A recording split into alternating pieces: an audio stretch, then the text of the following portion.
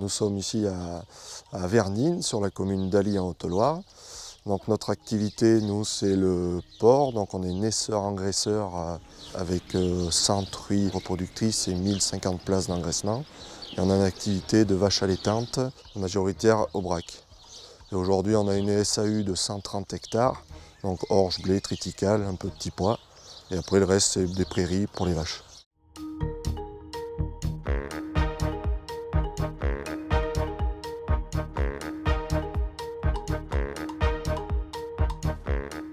J'avais attaqué des études dans le BTP, où j'ai passé du temps dans une entreprise de BTP. Et par la suite, j'ai eu envie de revenir en agriculture, déjà pour ne pas laisser tomber la ferme familiale. Donc, puis le métier me plaisait beaucoup. Je me suis dit que je pourrais trouver ma place ici en agricole.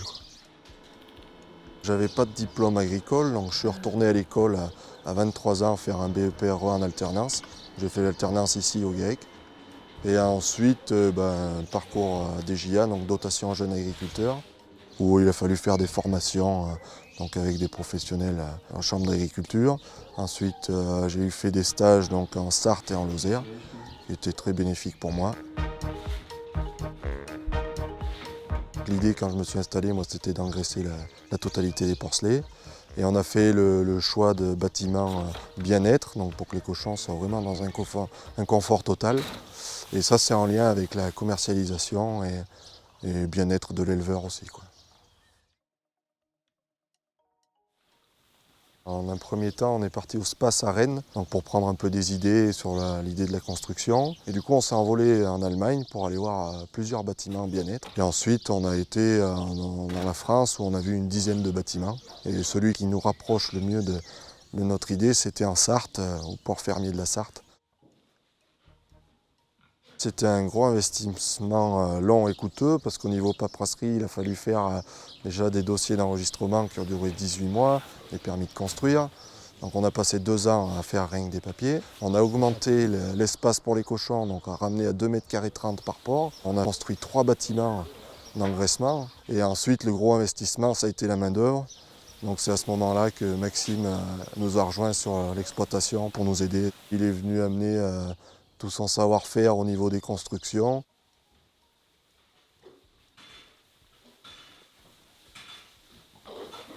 Je travaillais dans la construction bois, donc j'ai vu les plans, j'ai compris les plans. C'est ce qui m'a poussé aussi de revenir à l'exploitation, parce que quand j'ai compris le projet du bien-être animal, de l'envergure que ça prenait, des investissements aussi, c'était quelque chose de magnifique pour moi. C'était vraiment un super projet. Les personnes qui m'ont aidé là, pour l'installation et pour la réalisation du projet.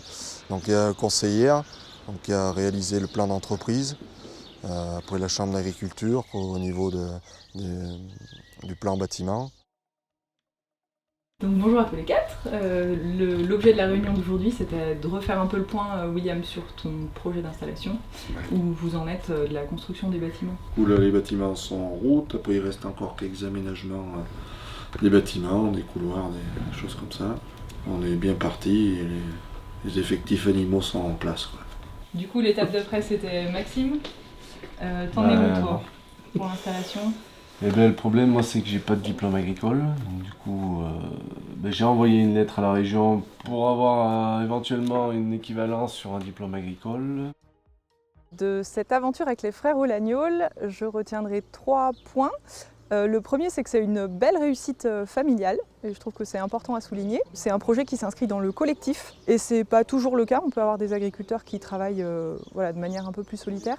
Et le troisième élément, et le plus prégnant pour moi, c'est que c'est un projet inscrit dans une prise en compte des attentes sociétales, prise en compte des demandes consommateurs qui évoluent sans arrêt, en termes de bien-être animal qui va très loin, et en termes de confort de l'éleveur aussi. Ils ont pris ça en compte, et toutes ces dimensions-là prises en compte ensemble, c'est quelque chose qui me paraît très novateur et résolument tourné vers l'avenir.